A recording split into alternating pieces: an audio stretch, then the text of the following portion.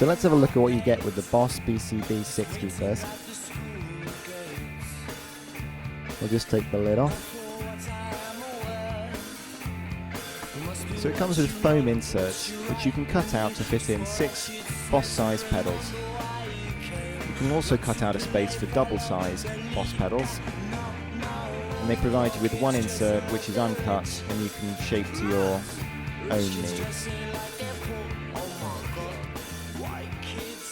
The BCB-60 also comes with its own power supply, which plugs in like this.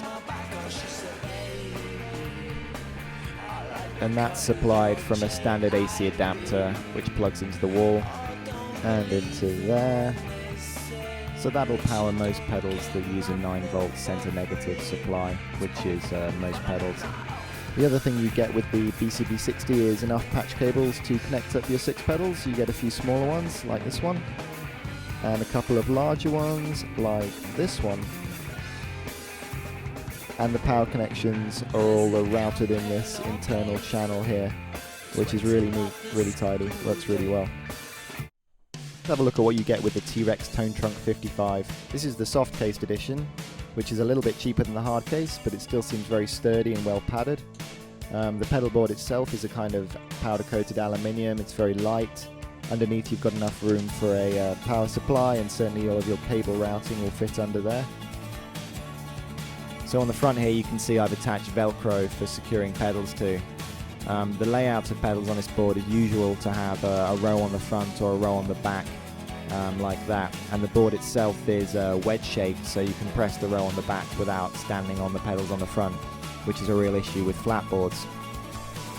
If you want to power your pedals, you'll need to buy a separate power supply to work with the tone trunk, like this, which you can either fit on the top or put underneath.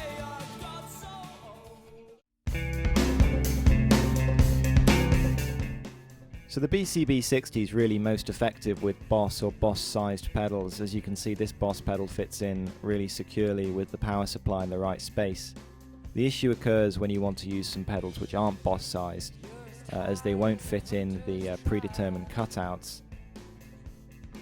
And any pedals which are significantly differently sized can end up wasting a lot of space and meaning you can't use the full 6 pedals. Another issue I found was even when you are using Boss pedals but you want to use a sort of external foot switch which they're designed to work with, it's very difficult to find a suitable space to put these foot switches.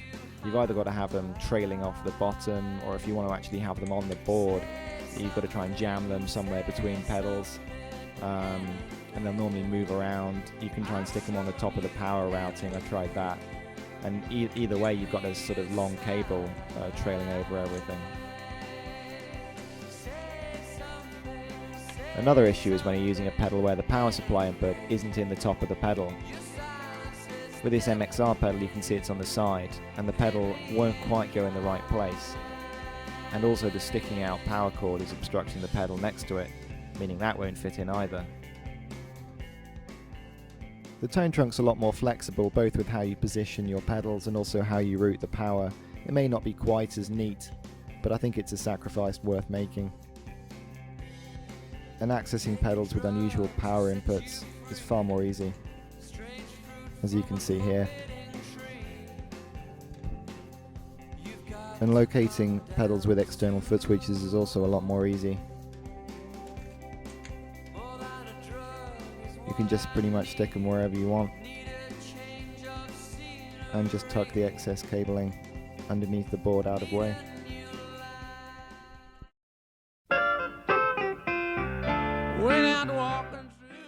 So the BCB-60 represents really good value for money with its included patch cables and also power supply. However, its lack of flexibility with non-Boss sized pedals can make it quite tricky to use.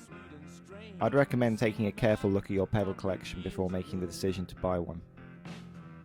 The tone trunk's certainly more flexible and can support a wide range of different sized pedals. It's also a bit lighter and looks a bit more durable. However, you will need to factor in the additional cost of buying a power supply and patch cables, which can be more expensive than you'd think. But on the whole, I'd definitely recommend checking one of these out if you get the chance. Now my friend